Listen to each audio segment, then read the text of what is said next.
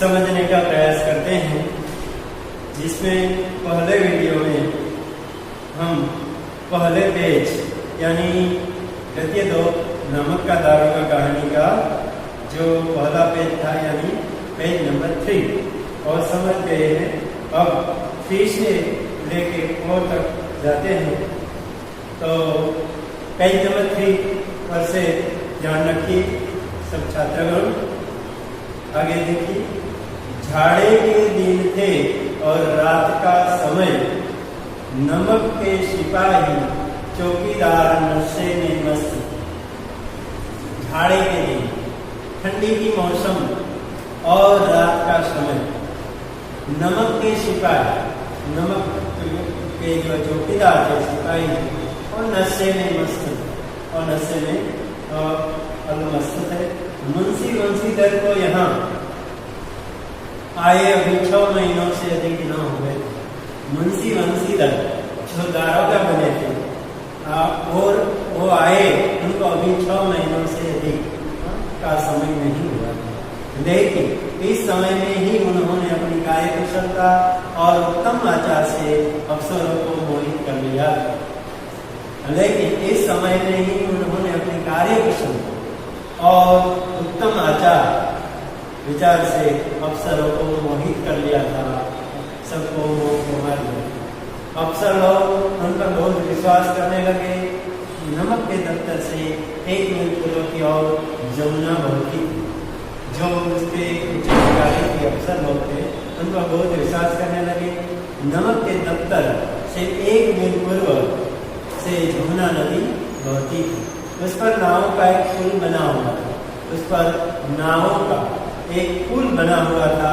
दारोगा किवाड़ बंद किए मीठी नींद सो रहे, और ये मुंशी बंसीधर है दारोगा जो किवाड़ बंद दरवाजा बंद करके मीठी नींद में सोए हुए। अचानक आंख खोली तो नदी के प्रवाह की जगह गाड़ियों की गड़गड़ाहट तथा मल्लाहों का कोलाहल सुनाई दिया। अचानक जब आंख खोली तो नदी के प्रवाह की जगह गाड़ियों की गड़गड़ाहट और मल्लाह जो ले जाने वाले थे नमक को, उनकी कोलाहल सुनाई दी। उठ बैठे, उठ खड़े हुए। इतनी रात में गाड़ियां क्यों नदी के पार जाती हैं? इतनी रात बीत गई और गाड़ियां हैं इन नदी के उस पार क्यों जाती है? अवश्य कुछ न कुछ गोलमाल है, अवश्य कुछ न कुछ गोलमाल यानी गड़बड़ है। तर्क ने धर्म को पुष्ट किया, ऐसा विचार आया, तर्क किया और जो उसको शंका भ्रम संशय था वो दुगुना हुआ, पुष्ट किया। वर्दी पहनी, तमंचा जेब में रखा और बात की बात में बड़ा बड़ाई रहे पुल पर आ पहुंचे। तो उसने मुंशी बंसीधर ने अपनी वर्दी पहनी, तमंचा जेब में रखा और बात की बात में बड़ा बड़ाई पुल पर आ पहुंचे। गाड़ियों की लंबी कतार पुल के पार जाती है। आप कर देखते हैं तो गाड़ियों की लंबी कतार पुल के पार जाते देखिए। डांट कर पूछा, किसकी गाड़ियां हैं? मुंशी बंसीधर ने आके तुरंत फौरन कहा कि ये किसकी गाड़ियां हैं। थोड़ी देर सन्नाटा रहा, थोड़ी देर तक एकदम शांति छा गई, सन्नाटा छा रहा। आदमियों में कुछ कानाफूसी हुई।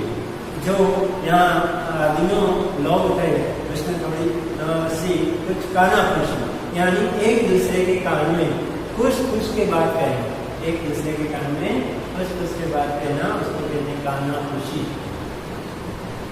कानाफूसी हुई। तब आगे वाले ने कहा, तब एक आदमी सामने में आया और आगे वाले ने कहा, पंडित अलोपीदीन की।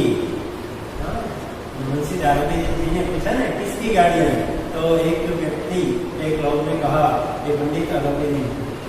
कौन पंडित अलोपीदीन? मुंशी बंसीधर पूछते हैं। दातागंज के। उत्तर में जवाब मिलता है दातागंज के। मुंशी बंसीधर चौके। पंडित अलोपीदीन इस इलाके के सबसे प्रतिष्ठित जमींदार। मुंशी बंसीधर चौंक गए और पंडित अलोपीदीन इस इलाके के सबसे प्रतिष्ठित जमींदार, पैसादार जमींदार, इज्जत वाले जमींदार, लाखों रुपए का लेन देन करते और लाखों रुपए का कारोबार चलता था।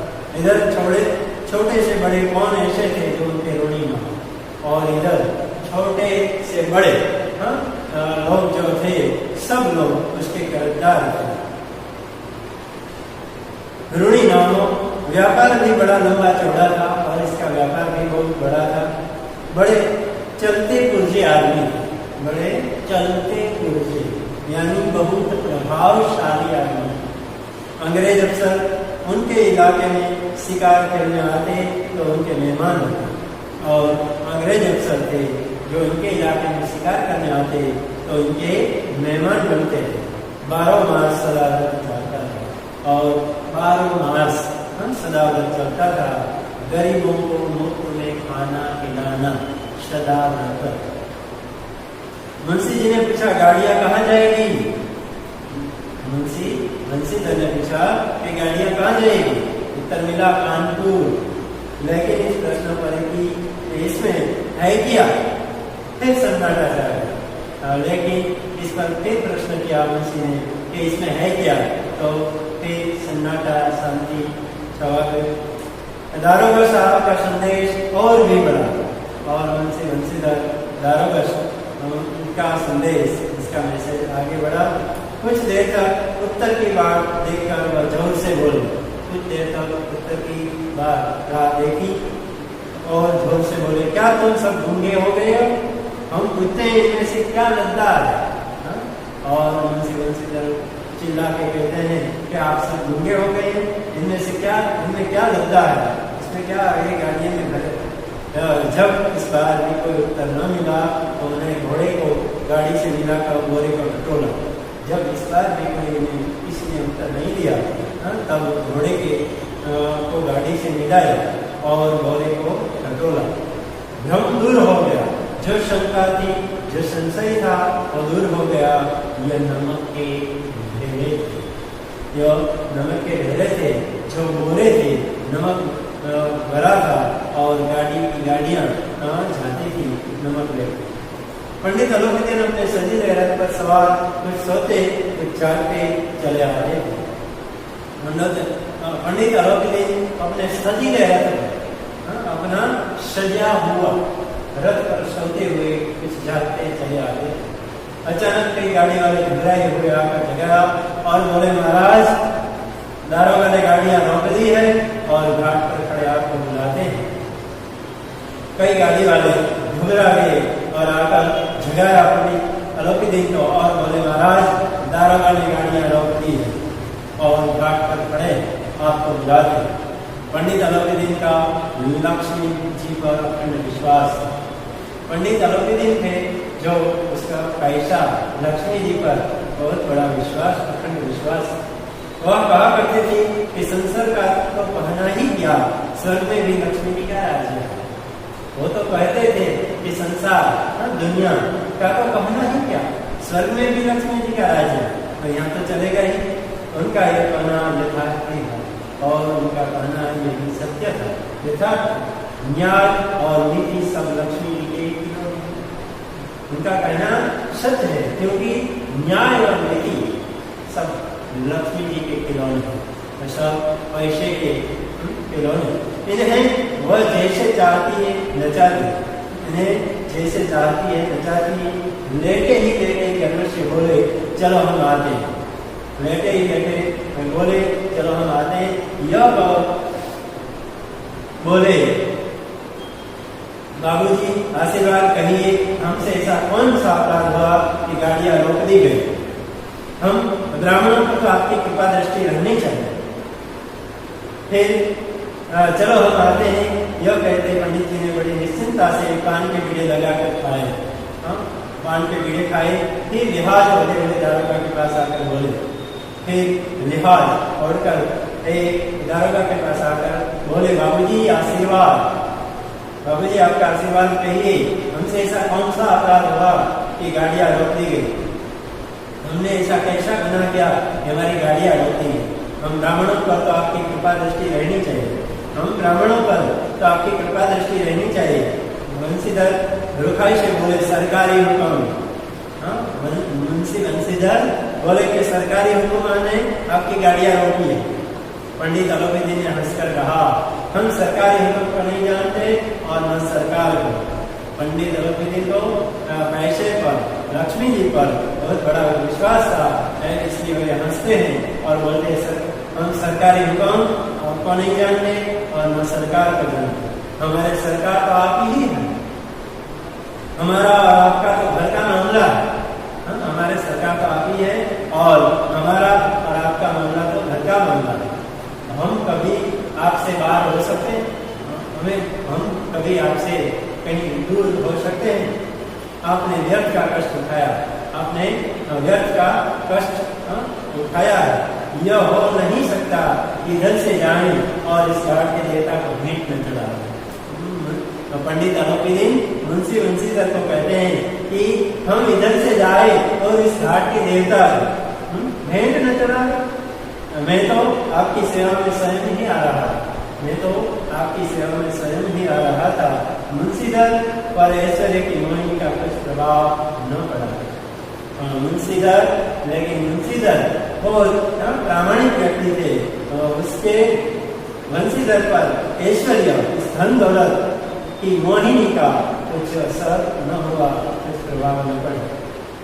ईमानदारी की नई उमंग थी और ईमानदारी की नई उमंग थी। कड़क कर बोले हम उन नमक हरामों में नहीं, कड़क कर बोले हम उन नमक हरामों में नहीं जो कौड़ियों पर अपना ईमान बेचते गिरते हैं, जो कौड़ियों पर अपना ईमान बेचते हैं। आप इस समय हिरासत में हैं, सवेरे आपको कायदे के अनुसार चालान होगा। आप इस समय जेल में हैं, हिरासत में हैं और सवेरे आपका कायदे के अनुसार चालान, दंड होगा। बस मुझे अधिक बातों की फुर्सत नहीं, बस मुझे अधिक बातों की फुर्सत नहीं। जमादार बदरू सिंह, तुम इन्हें हिरासत में ले चलो, मैं हुक्म देता हूँ। और जमादार बदरू सिंह, मैं तुम्हें हुक्म देता हूँ कि तुम्हें इन्हें हिरासत में ले चलो। इस तरह मुंशी बंसीधर पंडित अलोपीदीन को गाड़ियां रोककर और इसको हिरासत में ले जाते हैं, यहाँ तक पेज नंबर 4 तक रखते हैं।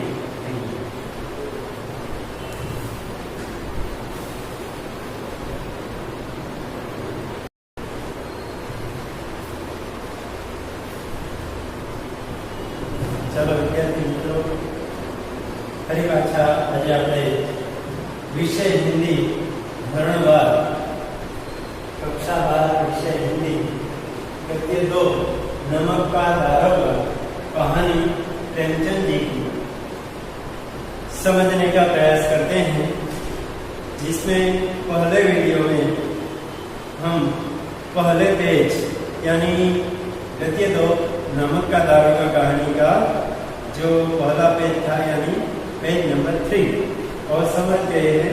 अब 3 से लेके 4 तक जाते हैं। तो पेज नंबर 3 पर से ध्यान रखिए सब छात्रगण।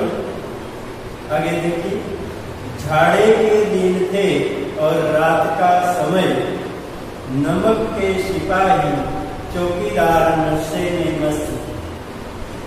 झाड़े के दिन, ठंडी की मौसम और रात का समय, नमक के सिपाही, नमक के जो चौकीदार थे सिपाही, और नशे में मस्त, और नशे में मस्त थे। मुंशी बंसीधर को यहाँ आए अभी 6 महीनों से अधिक न हुए। मुंशी बंसीधर जो दारोगा बने थे और वो आए, उनको अभी 6 महीनों से अधिक का समय नहीं हुआ, लेकिन इस समय में ही उन्होंने अपनी कार्य कुशलता और उत्तम आचार से अफसरों को मोहित कर लिया। लेकिन इस समय में ही उन्होंने अपनी कार्य कुशलता और उत्तम आचार विचार से अफसरों को मोहित कर लिया था, सबको मार दिया। अफसर लोग उन पर बहुत विश्वास करने लगे। नमक के दफ्तर से 1 मील पूर्व की ओर जमुना बहती, जो उसके कुछ अधिकारी के अफसर लोग थे उन पर बहुत विश्वास करने लगे।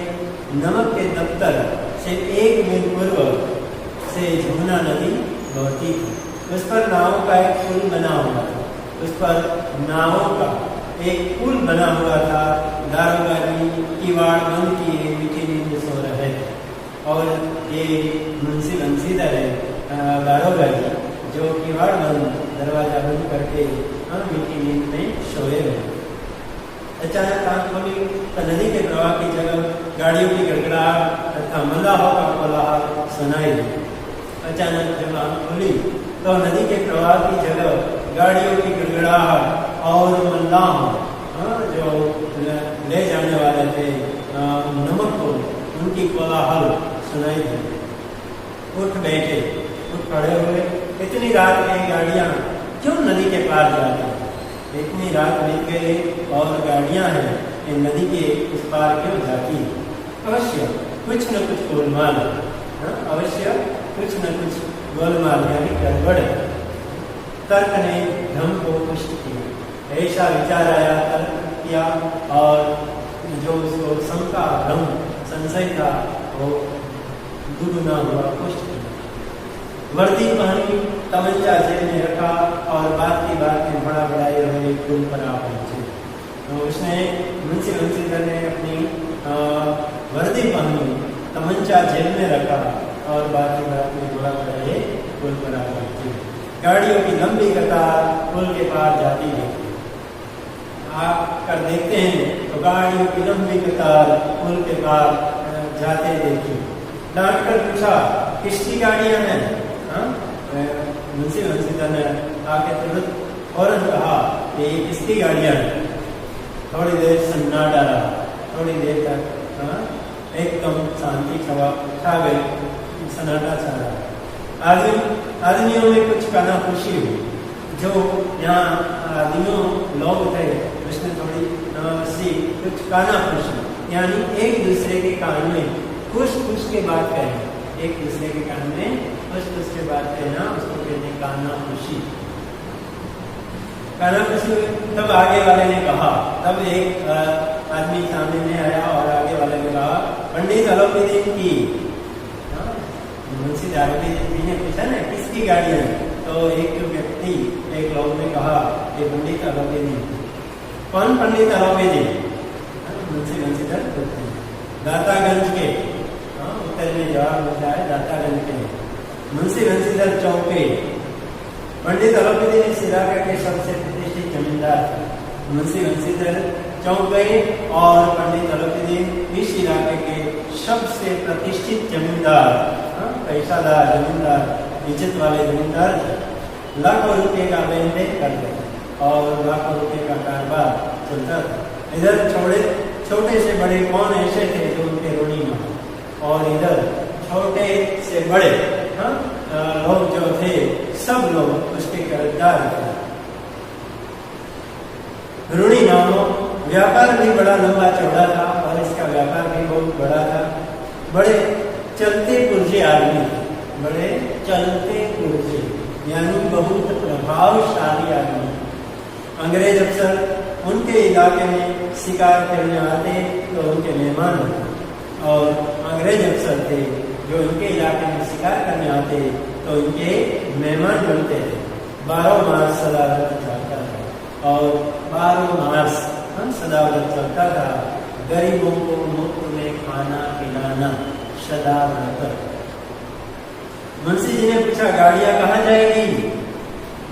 मुंशी बंसीधर ने पूछा कि गाड़ियां कहाँ जाएगी? उत्तर मिला कानपुर। लेकिन इस प्रश्न पर कि इसमें है क्या? फिर सन्नाटा छा गया। लेकिन इस पर फिर प्रश्न किया मुंशी ने कि इसमें है क्या? तो फिर सन्नाटा शांति छा गई। दारोगा साहब का संदेश और भी बढ़ा और मुंशी बंसीधर दारोगा का संदेश, इसका मैसेज आगे बढ़ा। कुछ देर तक उत्तर की बात देखकर वह जोर से बोले। कुछ देर तक उत्तर की बात राह देखी और जोर से बोले, क्या तुम सब गूंगे हो गए हो? हम पूछते हैं इनमें से क्या लगता है? और मुंशी बंसीधर चिल्ला के कहते हैं कि आप सब गूंगे हो गए, इनमें से क्या, इनमें क्या लगता है? इसमें क्या आगे गाड़ियों में भरे? जब इस बार भी कोई उत्तर न मिला तो उन्हें घोड़े को गाड़ी से मिलाकर बोरे को टटोला। जब इस बार भी कोई ने किसी ने उत्तर नहीं दिया, तब घोड़े के को गाड़ी से मिलाया और घोड़े को टटोला। भ्रम दूर हो गया, जो शंका थी, जो संशय था, वो दूर हो गया। यह नमक के ढेले, जो नमक के ढेले थे, जो बोरे थे, नमक भरा था और गाड़ियाँ जाती थी नमक लेके। पंडित अलोपीदीन अपने सजीले रथ पर सवार कुछ सोते कुछ चाहते चले आ रहे थे। पंडित अलोपीदीन अपने सजीले रथ पर अपना सजा हुआ रथ पर सोते हुए कुछ जागते चले आ रहे थे। अचानक कई गाड़ी वाले घबराए हुए आकर जगाया और बोले, महाराज, दारोगा ने गाड़ियां रोक दी है और घाट पर खड़े आपको बुलाते हैं। कई गाड़ी वाले घबरा गए और आकर जगाया पंडित अलोपीदीन को और बोले, महाराज, दारोगा ने गाड़ियां रोक दी है और घाट पर खड़े आपको बुलाते हैं। पंडित अलोपीदीन का लक्ष्मी जी पर अखंड विश्वास। पंडित अलोपीदीन थे जो उसका पैसा लक्ष्मी जी पर बहुत बड़ा विश्वास, अखंड विश्वास। वह कहा करते थे कि संसार का तो कहना ही क्या, स्वर्ग में भी लक्ष्मी जी का राज्य है। वो तो कहते थे कि संसार दुनिया का तो कहना ही क्या, स्वर्ग में भी लक्ष्मी जी का राज्य है, तो यहाँ तो चलेगा ही। उनका यह कहना यथार्थ है और उनका कहना ये भी सत्य था, यथार्थ। न्याय और नीति सब लक्ष्मी जी के खिलौने हैं। उनका कहना सत्य है क्योंकि न्याय और नीति सब लक्ष्मी जी के खिलौने हैं, सब पैसे के खिलौने। इन्हें वह जैसे चाहती है नचाती, इन्हें जैसे चाहती है नचाती है। लेटे ही लेटे कहने से बोले, चलो हम आते हैं। लेटे ही लेटे बोले, चलो हम आते हैं। यह बोले, बाबूजी आशीर्वाद कहिए, हमसे ऐसा कौन सा अपराध हुआ कि गाड़ियां रोक दी गई? हम ब्राह्मणों को तो आपकी कृपा दृष्टि रहनी चाहिए। फिर चलो हम आते हैं। यह कहते पंडित जी ने बड़ी निश्चिंता से पान के बीड़े लगाकर खाए, पान के बीड़े खाए। फिर लिहाज होते हुए दारोगा के पास आकर बोले, फिर लिहाज ओढ़कर दारोगा के पास आकर बोले, बाबूजी आशीर्वाद, बाबूजी आपका आशीर्वाद कहिए, हमसे ऐसा कौन सा अपराध हुआ कि गाड़ियां रोक दी गई? हमने ऐसा कैसा गुनाह किया कि हमारी गाड़ियां रोक दी गई? हम ब्राह्मणों पर तो आपकी कृपा दृष्टि रहनी चाहिए, हम ब्राह्मणों पर तो आपकी कृपा दृष्टि रहनी चाहिए। वंशीधर रुखाई से बोले, सरकारी हुक्म। मुंशी वंशीधर बोले कि सरकारी हुक्म ने आपकी गाड़ियां रोकी है। पंडित अलोपीदीन ने हंसकर कहा, हम सरकारी हुक्म को नहीं जानते और न सरकार को। पंडित अलोपीदीन को पैसे पर, लक्ष्मी जी पर बहुत बड़ा विश्वास था, इसलिए वे हंसते हैं और बोलते हैं, हम सरकारी हुक्म को नहीं जानते और न सरकार को जानते, हमारे सरकार तो आप ही है। हमारा और आपका तो घर का मामला है, हमारे सरकार तो आप ही है और हमारा और आपका मामला तो घर का मामला है। हम कभी आपसे बाहर हो सकते हैं, हम कभी आपसे कहीं दूर हो सकते हैं। आपने व्यर्थ का कष्ट उठाया, आपने व्यर्थ का कष्ट उठाया है। यह हो नहीं सकता कि इधर से जाए और इस घाट के देवता को भेंट न चढ़ाए। पंडित अलोपीदीन मुंशी वंशीधर को कहते हैं कि हम इधर से जाए और इस घाट के देवता भेंट न चढ़ाए। मैं तो आपकी सेवा में स्वयं ही आ रहा था, मैं तो आपकी सेवा में स्वयं ही आ रहा था। मुंशीधर पर ऐश्वर्य की मोहिनी का कुछ प्रभाव न पड़ा। मुंशीधर, लेकिन मुंशीधर बहुत प्रामाणिक व्यक्ति थे, उसके वंशीधर पर ऐश्वर्य, इस धन दौलत की मोहिनी का कुछ असर न हुआ, कुछ प्रभाव न पड़ा। ईमानदारी की नई उमंग थी और ईमानदारी की नई उमंग थी।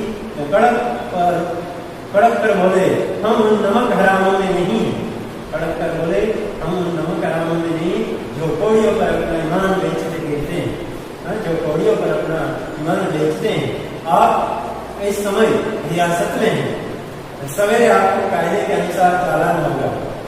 आप इस समय जेल में हैं, हिरासत में है और सवेरे आपका कायदे के अनुसार चालान दंड होगा। बस मुझे अधिक बातों की फुर्सत नहीं। जमादार बदरू सिंह, तुम इन्हें हिरासत में ले चलो, मैं हुक्म देता हूँ। और जमादार बदरू सिंह, मैं तुम्हें हुक्म देता हूँ कि तुम्हें इन्हें हिरासत में ले चलो।